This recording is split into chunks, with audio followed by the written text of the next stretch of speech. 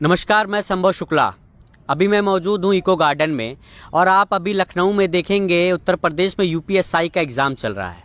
UPSI का exam जो 2021 का चल रहा है, रिटर्न एग्ज़ाम चल रहा है। आप जगह जगह देखेंगे स्कूलों में जो है एग्जामिनेशन सेंटर पड़े हुए हैं और उनका एग्ज़ाम चल रहा है। तो क्या सरकार जो 2021 की जो अभी एग्ज़ाम चल रहे हैं, क्या उनको भी नौकरी देगी या इन युवाओं की तरह उनको भी लालच देके फार्म भरवा करके एग्ज़ाम क्लियर करवा करके फिजिकल क्लियर करवा करके ट्रेनिंग क्लियर करवा करके तो क्या उनको भी वैसे ही रखेगी जैसे इनको रखा गया है?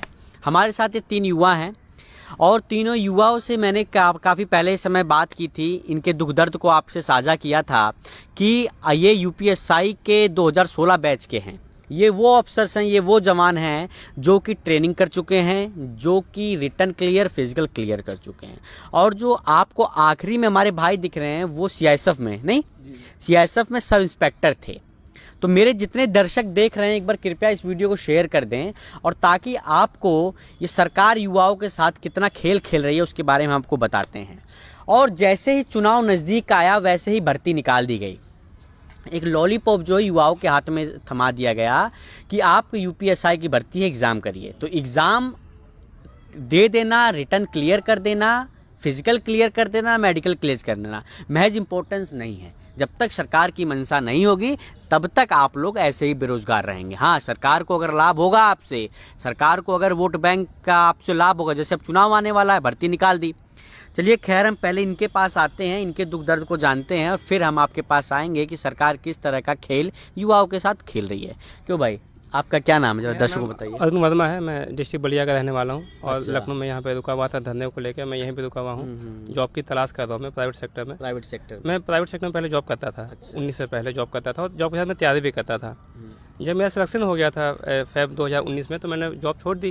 उसके बाद मुझे लगा कि मैं जॉब में आ ही गया हूँ, तो जॉब आपको लगा कि भैया वैसा ही हो गया हूँ, अब है। सही तरीके से समान तरीके से जीवन जिएंगे, अपना मतलब परिवार चलाएंगे। तो 28 फेब 2019 को जब रिजल्ट आता तो हमने मार्च में जॉब छोड़ दिया, क्योंकि मेडिकल था, उसके बाद हमें तैयारी करनी थी। तो हमने जॉब छोड़ दिया। 19 उसके बाद मार्च 2019 के बाद 20 चला गया, 21 भी चला गया, 22 आने वाला है। 3 साल से हम बेरोजगार हैं। हमने कहा ट्रेनिंग में गए कि 12 महीने की ट्रेनिंग होगी और 12 महीने ट्रेनिंग में परिस्थिति ये देखिए कि हम लोग को सैलरी नहीं मिलती। 35 रुपये मिलता है स्टाइपेंड के तौर पे, वो भी हमें मेस कटिंग या फिर जो बाकी खर्चे होते हैं वर्दी से लेकर सब कुछ, हमें अपने भत्ते खुद, जो खर्चे खुद होते हैं अपने पैसे निकालते होते हैं। तो घर से मंगा के हमने ट्रेनिंग कंप्लीट की, 15,000 20,000 जो घर से मंगाते थे। तो घर वालों को भी उम्मीद रहती है कि चलो 12 महीने की ट्रेनिंग है, 12 महीने की बात है, 12 महीने हम पैसे देते हैं, फिर लड़का इंडिपेंडेंट हो जाएगा, जॉब कर लेगा पहले की तरह। लेकिन 12 महीने ट्रेनिंग करने के बाद भी हम आके घर बैठ गए। 12 महीने ट्रेनिंग के कुछ नहीं मिला। और आज भी घर वालों को उम्मीद है कि कहीं ना कहीं लड़का जल्दी जल्दी न्यायालय का फैसला है, सरकार चाहे और नियुक्ति मिले, और वाजिब भी नियुक्ति मिलना चाहिए। ट्रेनिंग क्या है। अच्छा, ऐसी क्या मजबूरी होती है आपको कैसा लगता है कि आप बताइए। मैं बार बार एक विषय उठाता हूँ जब भी आप लोग की मैं खबर करने आता हूँ। और देखिए, कहीं ना कहीं मैं भी युवा हूँ और युवा पत्रकार होने के नाते और युवाओं की आवाज़ ना उठाऊं तो मेरा कोई मतलब नहीं है। आपको कैसा लगता है कि आप फिजिकल क्लियर कर चुके हैं, रिटर्न क्लियर कर चुके हैं, मेडिकल और प्लस ट्रेनिंग भी आपकी कंप्लीट हो चुकी है। एक बार आपने शायद ट्रेनिंग में आप लोग को ड्रेस भी शायद पहनाई जाती है, ड्रेस भी शायद आप लोग को मिली भी होगी, है ना? तो ड्रेस भी आप लोग को मिली हुई है। तो कैसा लगता है कि अब मामला न्यायालय में है, अब न्यायालय सरकार की मंशा को लेकर के क्या आपको नौकरी देगी या नहीं देगी? तो कैसा लगता है, फील कैसा होता है? मैं बताता हूँ, सिर्फ आप कम शब्द मेरी भावनाओं को समझिएगा। हमारे साथी जो लखनऊ में आके रह रहे थे, जैसे मैं बलिया का हूँ, लखनऊ में आके रहता हूँ, बिहार के साथी है, झारखंड के साथी लखनऊ में आ रहे हैं। होली कह रहा हूँ, दिवाली के बाद छठ पूजा होता है जो बिहार पूर्वांचल और छठ, वो लड़के घर नहीं गए अपने घर। क्यों नहीं गए? मैं भी अपने घर नहीं जा पाया। क्यों नहीं जा पाया? क्योंकि आस पड़ोस में सब सवाल पूछते हैं, कहाँ थे भैया, क्या हुआ आपका, कहाँ पोस्टिंग मिली, आप तो दरोगा बन गए थे, फर्जी हो क्या, क्या नहीं कहा। इतने तमाम तरह के सवाल पूछते हैं, हमें डर लगता है उन सवालों से। हमने 12 महीने कठिन ट्रेनिंग की, उससे हमें डर नहीं लगा। उससे कठिन समय तो घर में बैठना मुश्किल होता जा रहा है। आप देख सकते हैं, आप दर्शकों और जितने युवा अगर मेरी इस वीडियो को लाइव देख रहे होंगे, मैं बार बार युवाओं की आवाज़ इसलिए उठाता हूं क्योंकि इस देश की नींव है युवा, इस देश का भविष्य है युवा। और युवा अगर दुखी रहेगा तो देश कहाँ जाएगा? इस देश का विकास नहीं हो सकता, चाहे कितने भी हम प्रधानमंत्री बदल लें, चाहे हम कितने मुख्यमंत्री बदल लें, चाहे कितने विधायक, सांसद और पार्षद बदल लें। सबसे बड़ा मुख्य सवाल ये है कि युवा कह रहा है कि हमको उस समय ट्रेनिंग काल में इतना तकलीफ नहीं हुई थी, इतना दर्द नहीं हुआ था जितना दर्द हमको लोगों की ताने सुनने के लिए मिलते हैं। लोग अपने घर इसलिए नहीं जा रहे हैं क्योंकि लोग, आस पड़ोस के लोग, हित मित्र रिश्तेदार ये पूछेंगे, क्यों भैया आप तो दरोगा हो गए थे, क्या हुआ? अगर आप दरोगा नहीं हुए तो क्या फर्जी हैं क्या? ऐसे सवाल भाई से किए जाते हैं। इसलिए दूरी बना रखी है इन लोगों ने परिवार से, रिश्तेदारों से, मित्रों से, और अकेले यहाँ पड़े हुए हैं लखनऊ की धरती में। और ये 3 के 3 जवान जो हैं कम से कम काफ़ी महीनों से संघर्ष कर रहे हैं। इनके कई भी साथी थे, एक साथी की मेरे ख्याल से मौत भी हो चुकी है, 2 साथियों की मौत भी हो चुकी है। तो आप ऐसा देखिए, 2 साथियों की मौत हो चुकी है। युवा आज उत्तर प्रदेश में कहाँ खड़ा है? और मैं एक बार फिर से कहूँगा, जो मेरे भाई इस वीडियो को देख रहे हैं कृपया करके शेयर जरूर करिए, ताकि इन युवाओं की बात पूरे उत्तर प्रदेश में कोने कोने में फैले, ताकि न्यायालय और सरकार के कानों पर कुछ जोरेंगे।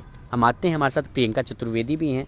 ये जो है यूपीएससी को लेकर अक्सर मैं देखता हूँ सोशल मीडिया पे लिखती रहती हैं, और एकमात्र ऐसी लड़की हैं जो शुरू से लेकर 7 तक इन लड़कों का साथ दे रही हैं। क्यों भाई, शुरू से ही प्रियंका है। तो आपने देखा होगा कि कहते हैं लड़कियां लड़कों से कम नहीं होती, तो प्रियंका ने ऐसा ही करके दिखाया। ये हमारी ही बहन है और युवा है, बहन है, बात इतना ही काफ़ी है। तो इनकी भी यही कहानी है। ज़रा प्रियंका जी आप बताइए क्या क्या फेस करना पड़ रहा है? देखिए, स्पेशली हम लड़कियों की अगर बात कहें तो वैसे तो हम लड़के और लड़की सबकी जो दिक्कतें हैं वो सामने रखते हैं, पर आज लड़कियों के लिए कुछ कहना चाहते हैं। जैसे कि हमारे समाज में ऐसा होता है कि जब लड़कियां पैदा होती हैं तो सबसे बड़ा दुख माँ बाप को ये हो जाता है कि लोगों को बुरा लगता है। उनको बुरा नहीं लगता है कि मेरे घर लड़की हुई है, लोगों को बुरा लगता है सोच के कि हाँ इनके घर लड़की हुई है। तो माँ बाप उनको शिक्षा देते हैं, उनको पढ़ाई करते हैं कि वो मतलब कि बड़ी हों और अपने पैरों पे खड़ी हों, ठीक है। क्योंकि कहीं ना कहीं एक केस होता है दहेज वाला भी, क्योंकि लड़कियां हैं तो दहेज का इंतजाम करना है, शादी करनी है, उनकी अच्छी शादी करनी है, लोग देखें इसके लिए। तो वो लड़कियों को पढ़ाते हैं, लिखाते हैं, उस लायक बनाते हैं कि वो दहेज वहेज के चक्कर में ना पड़े, वो खुद एक घर को चलाएं, अपने पैरों पे। हाँ मतलब भाई ठीक है, परिवार सामान्य परिवार से सब लोग रहते हैं, सोचते हैं बिटिया पढ़ लेगी तो कुछ पैसा बिटिया की पढ़ाई में लगा देते हैं, क्या पता दहेज ना देना पड़े। बिटिया नौकरी करेगी तो परिवार अपने ससुर वालों को कम से कम कुछ हेल्प करेगी पैसे में, आर्थिक, तो क्या पता दहेज ना देना पड़े। मतलब वो है कि वो डिपेंड नहीं रहेगी, उसके ऊपर लोग डिपेंड हाँ वही है ना। लेकिन यहाँ क्या हो रहा है, अब हम लोग ऐसे कगार पे आके खड़े हो गए हैं कि हम लोग, अब हमारी वो एज आ गई है कि अब हम लोग को ना ही नौकरी है, और अब घर वालों को प्रेशर आ रहा है लोगों से कि देखो अब इनकी बिटिया नौकरी भी नहीं कर रही है, अब तो इसकी शादी की जाए। क्योंकि एक लंबा टाइम हम लोग पढ़ाई को ही दे देते हैं, 5-6 साल हम लोग स्ट्रगल करते हैं, हम लोग 25 साल से ही कहीं ना कहीं शादी के एक उसमें फोर्स में आने लगते हैं। हाँ, कि ये होता है हमारे भारत में है कि भाई लड़कियां तो वैसे 22-22 साल की गाँव में कर देते हैं, 20-18 साल में, पर आप शहर में तो 20-22-25 साल में रिश्ते आने लग जाते हैं, ना रिश्तेदार जो प्रेशराइज करते हैं भाई करिए। 25 साल से हम लोग क्या है तैयारी कर रहे हैं, घर वाले सपोर्ट करते हैं कि आप तैयारी करो, शादी नहीं करनी है, ठीक है। हम लोग तैयारी करते हैं, आज 30+ हम लोग हो जाते हैं, पर क्या होता है कि ना हम लोगों को नौकरी मिल रही है, ना हमारी शादी हो रही है, ठीक है। हम लोग दोनों तरफ से गए, पर अब क्या है मजबूरन हमारे घर वालों को रिश्ते देखने पड़ रहे हैं, क्योंकि ज्वाइनिंग तो हमारी हो नहीं रही है। तो अब ऐसा लगता है कि हम लोगों ने जो भी संघर्ष किया है वो सब बेकार जा रहा है। लड़की होने के बावजूद, इतने संघर्ष झेलने के बावजूद भी हमें नौकरी नहीं मिल रही है, हम अपने पैरों पे नहीं खड़े हो रहे हैं। इवन हमें पर प्रेशर आ रहा है कि अब आप शादी करिए, अब हमारी कहीं ना कहीं शादी ही देखी जा रही है। और ऐसा सिर्फ मेरे साथ नहीं हो रहा है, जितनी महिलाएं हैं हमारे बैच में सबके साथ यही। क्या लगता है जो आपने सपना देखा था कि वर्दी पहन के आप देश की रक्षा करेंगी, प्रदेश की सेवा करेंगी, जन सेवा करेंगी, तो अब आपको शादी के बंधन में बांधा जा रहा है। और शादी भाई ये देखिए स्वाभाविक है, शादी सबकी होती है, ये तो देखिए प्राकृतिक नियम है। और जो है सभी परिवार वालों को मायना होता है कि बिटिया की शादी हो, हमारे बेटे की शादी हो, अच्छा भी है, शादी करनी भी जरूरी है। पर जो आपके सपने हैं उसको अधूरा छोड़ करके शादी करना और फिर जाके ससुराल में एक बाउंडेशन में रहना, ये कैसा फील होता है? यही तो बहुत दुख की बात है कि हम लोग क्या सोचते थे कि हमारी जॉब लग जाएगी, एक इंडिपेंडेंट होके हम दूसरे घर जाएंगे तो हम उनको भी सहारा देंगे, घर वालों को भी सहारा देते। अगर हमारी जॉब पहले लग जाती, समझ लीजिए दिसंबर में मेरे पापा का रिटायरमेंट है, ठीक है, इसी दिसंबर को। हाँ। अच्छा। मेरी माँ जो है उनका स्वर्गवास हो गया है अभी 28 अप्रैल को, वो इस दुनिया में नहीं रही, इसी अप्रैल में। हाँ। अच्छा। तो माँ मेरी चली गई और पिताजी मेरे रिटायरमेंट होने वाले हैं। तो मेरा केस ये है कि हम ना अपनी माँ के लिए कुछ कर पाए, और आने वाले टाइम में जब पिताजी हमारे रिटायरमेंट हो जाएंगे तो उनके लिए भी कोई सहारा नहीं बन पाए। तो मतलब मेरा क्या है, हम तो भाई हैं आपके? भाई मेरा है जरूर, वो भी तैयारी कर रहा है, पर मेरा क्या है, मुझे ये देखना कि मैंने अपने घर आपको सेटिस्फेक्शन नहीं मिली कि मैंने अपने मम्मी पापा के लिए नहीं कर पाई। खैर मम्मी तो का स्वर्गवास हो गया, आप ये सोचनी पिताजी हैं तो उनके लिए भी मैं कुछ नहीं कर पाई। तो अगर आपको यूपीएससी की नौकरी मिल जाती, आपको मतलब ज्वाइनिंग लेटर मिल जाता, तो क्या आप अपने परिवार के लिए अच्छी व्यवस्था करती? अगर समय से ये भर्ती हो जाती, अगर समय से हमें ज्वाइनिंग मिल जाती तो आज हो सकता है मम्मी के सामने ही 2 स्टार मुझे लगे होते। पापा मेरे रिटायरमेंट 4 दिन के बाद हो रहे हैं, तो उसका भी कोई निश्चित नहीं है कि दिसंबर में भी हमारी ज्वाइनिंग हो जाए, क्योंकि वो भी रिटायरमेंट कहीं ना कहीं ले लेंगे, क्योंकि मुझे भरोसा है कि अब हमारा कुछ नहीं होने वाला है, क्योंकि 77 दिन से हम यहाँ बैठे हुए हैं। हम लोगों ने हर संभव प्रयास कर लिया है, लेकिन अभी भी सरकार के कानों में कोई जू नहीं रेंगी है। तो मुझे नहीं ऐसा लग रहा है कि कुछ भी हमारा होने वाला है। हम लोग बहुत ही पीड़ा है, बहुत ही मतलब पीड़ा में है, और बहुत ही मानसिक रूप से हम लोग बहुत ही ज़्यादा, मतलब इतना ज़्यादा हम लोग प्रताड़ित हो चुके हैं कि आप जानते हो, आपने शुरू से कवर किया है कि जैसा कि हमारे भाई लोगों ने बोला है कि वो सुसाइड तक करने को मतलब हाँ, मैं आया था तो मैंने ही कहा था कि आप सुसाइड वगैरह ना करिएगा। तो सुसाइड वगैरह करने देखिए कायरों का काम होता है, बाकी जो आगे आया है मुसीबत उसको झेला जाए।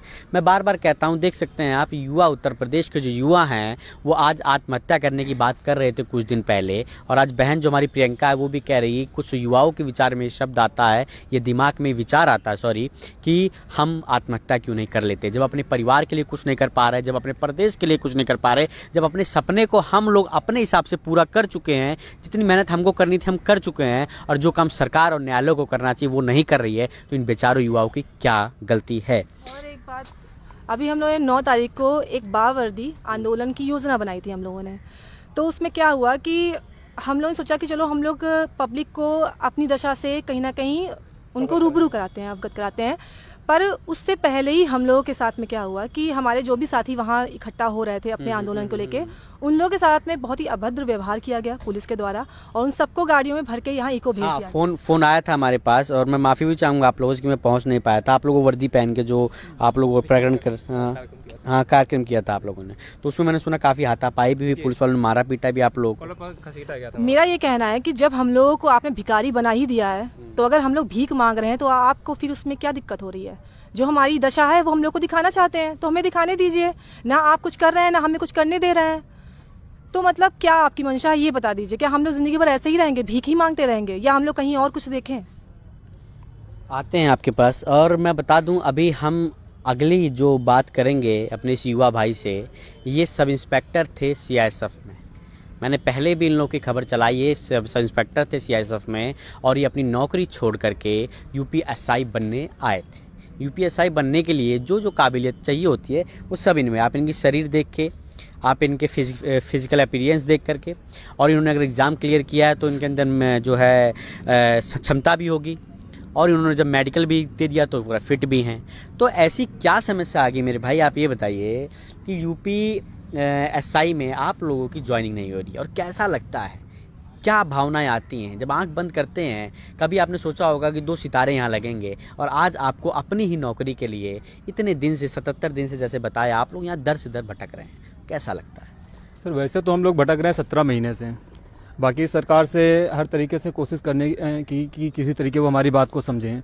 लेकिन मैं एक बात बताना चाहता हूँ कि आज के समय पे आप भी युवा हैं, और बाकी जो भी हमारे युवा भाई देख रहे हैं हम लोगों को, सब जानते हैं कि आज के समय कितना कंपटीशन हो गया है, गवर्नमेंट जॉब पाना कितना ही मुश्किल है। ये मेरी पहली जॉब नहीं है, मेरी तीसरी जॉब है। अच्छा। जी, मेरा इससे पहले रेलवे में स्टेशन मास्टर पे हुआ था, तो मैंने ज्वाइन नहीं किया था। फिर फोर्स पसंद थी, इसलिए मैंने सीआईएसएफ जाके ज्वाइन किया। अब मैं सीआईएसएफ में रह के आया हूँ 2 साल। उसके बाद अपने प्रदेश में रोजगार का अवसर मिला, यहाँ पे मैंने क्लियर किया, क्वालिफाई करके आया हूँ मैं। सरकार ने बुलाया मुझे कि आइए भाई ज्वाइन करिए आके।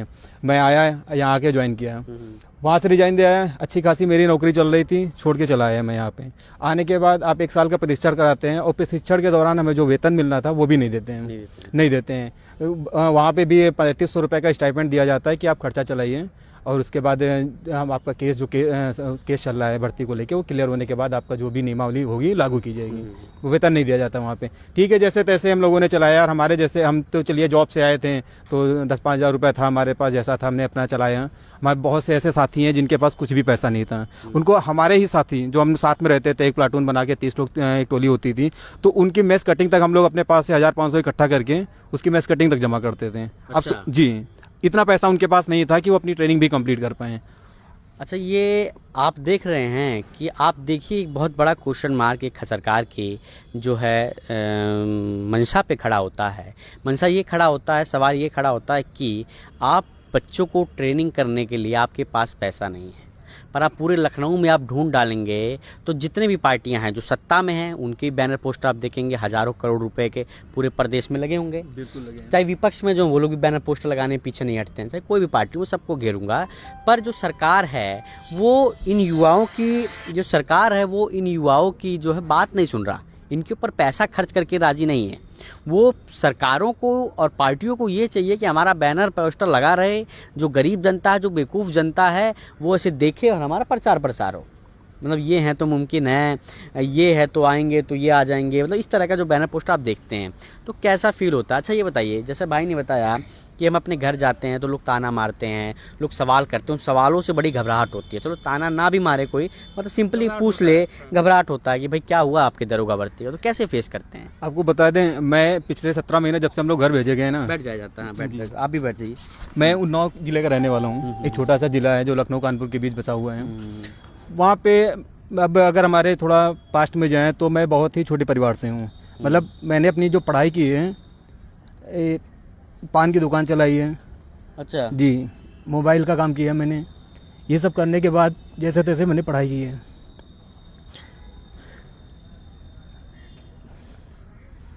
आप देख सकते हैं कि मैं जब भी यहाँ आता हूँ कोई ना कोई इमोशनल हो जाता है। ये भाई ने ये कह के रो दिया कि मैं पान की दुकान चला के पढ़ा, मैं मोबाइल का फ़ोन जो है ठीक करके मैंने पढ़ाई की। आप लोग जितने लोग इस वीडियो को देख रहे हैं, हाथ जोड़कर एक बार फिर से मैं प्रार्थना करूंगा, इस वीडियो को इतना शेयर करिए, इतना शेयर करवाइए, ताकि ये जो निकम्मे लोग बैठे हैं, ये जो न्यायालय इनका जो है पक्ष नहीं रख रहा है, ये जो सरकार इनका साथ नहीं दे रही है, और वो विपक्ष के लोग जो गूंगे बने पड़े हैं, जो इनकी बातें नहीं सुन रहे हैं, अगर ये आंसू आप लोगों को नहीं दिखाई देते, मैं सबको कह रहा हूँ, योगी जी को कह रहा हूँ, मोदी जी को कह रहा हूँ, राहुल जी को कह रहा हूँ, अखिलेश जी को कह रहा हूँ, सबको कह रहा हूँ। और सबसे बड़ा मैं कहता हूँ ये भाजपा सरकार को, कि अगर आपने युवाओं की बात नहीं सुनी तो इस देश का क्या होगा। ये देश के भविष्य हैं, ये देश के भविष्य को आप लोग रुला रहे हैं, आप लोग समझिए। और भाजपा शासनकाल में अगर युवा रो रहा है तो कैसे काम चलेगा, आप लोग बताइए। ये कैसा प्रदेश है? लोग कहते हैं कि मुस्कुराइए, आप लखनऊ में, लोग यहाँ रो रहे हैं। अच्छा आप ये बताइए, सामान्य परिवार से आप हैं भाई, मैं आपसे देखिए इमोशनल आप हो जाते हैं तो यार आप लोग, मैं खुद भी थोड़ा सा भावुक हो जाता हूँ। आप ये बताइए तो मतलब क्या लगता है, पिताजी का पापा हैं आपके? पिताजी हमारे। क्या कहते हैं पिताजी? पिताजी तो अब क्या बताएं क्या कहते हैं। जब मैं जॉब लगी थी मेरी स्टार्टिंग में CI साहब में, तो वो ऐसे ही कचेरी में मूसीगिरी का काम करते थे, छोटा मोटा काम था अपना, जैसे तैसे परिवार चला रहे थे।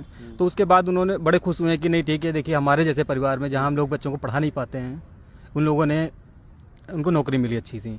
इतने खुश हुए थे, समझ लीजिए पूरे हमारे मोहल्ले में, आसपास गांव एक क्षेत्र में एक नाम जाना जाता था कि हाँ उनका लड़का देखिए फलाने, जिनके पास पढ़ने के लिए पैसे नहीं थे, जो शायद कभी हाई स्कूल इंटर भी ना पास हो सकते, आज वो नौकरी पा गए हैं। इतनी अच्छी सियासत में सब इंस्पेक्टर हो गए ना, रैंक वाली नौकरी पाए, ये भी नहीं कि नॉर्मल कोई छोटी मोटी नौकरी पा गए, अच्छी रैंक पे नौकरी पाए हैं। तो बहुत इज्जत मिली थी, बहुत सम्मान मिला था।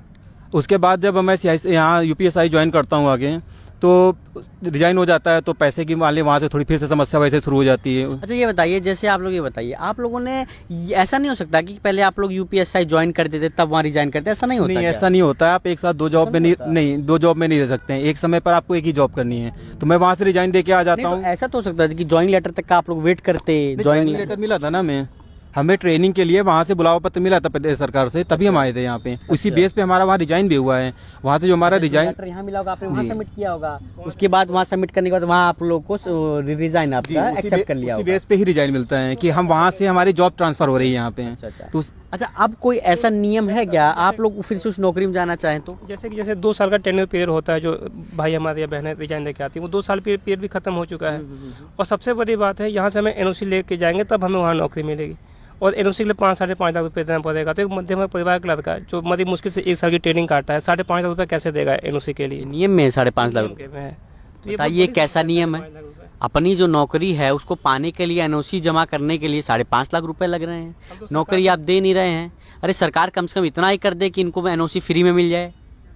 ये क्या होता है 5-5.5 लाख, अरे 10-20 हज़ार रुपए। मैं तो कहता हूँ इस लोकतंत्र है, भारत है, कम से कम मैं तो कह रहा हूँ 200-400 रुपए का NOC मिल जाना चाहिए। NOC दिया जाता है, वो इस दिया जाता है कि हमें ट्रेनिंग के ऊपर हमारे ऊपर खर्चा किया गया है, ठीक है खर्चा किया, हमें सैलरी भी तो हमें नहीं दी गई, तो हमें क्यों 5.5 लाख रुपये देना पड़ेगा NOC के लिए? जो भाई हमारे पुरानी नौकरी में जा सकते हैं, जाने लायक है, उनको दे दो NOC, उसमें चले। ये बताइए आप सरकार से, आप तीनों लोग क्या कहना चाहते हैं? एक पास आए, थोड़ा सा पास आ जाइए। सरकार से आप लोग क्या कहना है, पहले आप बताइए प्रियंका। देखिए, सरकार पे कोई टीका टिप्पणी तो हम नहीं करना चाहते हैं, क्योंकि हम लोग इतने दुखी हो चुके हैं, इतने हताश हो चुके हैं, तो सिर्फ अभी भी उनसे डर लगता है क्या सरकार को बोलने? डर की कोई बात नहीं है। हम 77 दिन से यहाँ बैठे हैं, कुछ ना कुछ बोल ही रहे हैं, उनसे रिक्वेस्ट भी कर रहे हैं, उनके खिलाफ भी बोल रहे हैं, हर तरीके से हर संभव प्रयास भी कर रहे हैं, जैसा कि आप जानते भी हो। लेकिन आज फिर हमसे रिक्वेस्ट ही कर रहे हैं, क्योंकि हम जाएंगे कहाँ? कहते हैं ना, मुल्ला की दौड़ मस्जिद तक, तो हमारा वही काम हो गया है। तो फिर भी हमें आज रिक्वेस्ट ही उनसे करनी पड़ी कि अगर आपसे रिक्वेस्ट है हमारी कि हमारे 2 साथी जो हैं वो एक्सपायर हो चुके हैं। कई ऐसे साथी हैं जिनके माँ या बाप या घर में कोई ना कोई ऐसी अनहोनी हो चुकी है। तो आपसे ये प्रार्थना है कि आगे और कोई अनहोनी ना हो, उससे पहले आप कुछ ऐसा करिए, कुछ पैरवी करिए, कोई अपने जो भी आपके वकील हैं उनको भेजिए सुप्रीम कोर्ट में, हमारी बात कहिए, हमारे मामले को संवेदनशील नहीं, अति संवेदनशील, बहुत ही ज़्यादा संवेदनशील दर्शाइए वहाँ पे, क्योंकि यह है भी। तो आपसे रिक्वेस्ट है कि ऐसा करिए और जल्दी से जल्दी हमें नियुक्ति दीजिए, ताकि हम अपने भविष्य की ओर आगे अग्रसर हो सकें। आप क्या कह सकते? मैं तो सिर्फ सरकार से, मेरी बहन ने बात रख दी। मैं न्यायपालिका पे सिर्फ आग्रहपूर्वक कहना चाहूँगा, मैं कोई टीका टिप्पणी नहीं कर रहा हूँ। न्याय समय पे मिलता तो अच्छा लगता है। 17 महीना बीत चुका, 2 भाई हमारे न्याय के इंतजार में अपने न्यायालय तो आप लोग इसलिए जाना पड़ा कि सरकार ने आपकी नहीं सुनी। तो नहीं, हमारा ऑर्डर 5 फरवरी 2021 को रिजर्व है, ऑर्डर आना है, 9 महीने हो चुके हैं, 10वां महीना चल रहा है। तो हम सिर्फ ये सुप्रीम कोर्ट से विनती करेंगे कि न्यायालय में जब ऑर्डर रिजर्व हो जाता है तो 2 महीने में दे दिया करें, क्योंकि बड़ी विकट समस्या हो जाती है हमारे साथियों पे जो भी भर्तियाँ होती है। 10 महीने होने को है और 17 महीना घर बैठे हो गए। अगर समय पे न्याय मिल जाता तो हम जो 2 साथी खत्म हो गए उनको भी न्याय मिल चुका होता। अगर न्याय मिलता भी तो उनके परिवार को कम न्याय मिलेगा, उनको न्याय तो कभी मिल ही नहीं पाया।